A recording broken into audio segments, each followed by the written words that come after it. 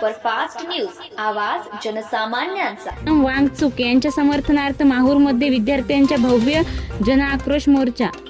सविस्तर वृत्त असे की देशभर गाजत असलेल्या पेपरफुटी प्रकरणाच्या पार्श्वभूमीवर माहूर शहरात आज विद्यार्थी व पालकांनी काढलेल्या भव्य मोर्चात हजारोच्या संख्येने नागरिकांनी संताप व्यक्त केला.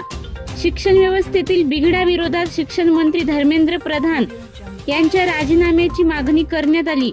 या मोर्चात हजारो विद्यार्थ्यांनी सहभाग नोंदवला होता. स्पर्धा परीक्षा देणारे विद्यार्थी, विविध समाजसेवी संघटना तसेच युवकांनी एकत्र येत या आंदोलनाला व्यापक स्वरूप दिले. आंदोलकांनी प्रसिद्ध वैज्ञानिक व सामाजिक कार्यकर्ते सोनम वांगचूक व महाराष्ट्राचा युवक अभिजित दीपके कॉकरोच जनता पार्टी यांच्या समर्थनात घोषणाबाजी व करत हा मोर्चा डॉक्टर बाबासाहेब आंबेडकर चौकातून निघून तहसील कार्यालयात पोहोचला. या आंदोलनात लहान बालकांपासून वयस्कर महिला, पुरुष, विद्यार्थी, पालक उपस्थित होते. यावेळी विद्यार्थ्यांनी घोषणाबाजी करून माहूर शहर दणाणून सोडला होता.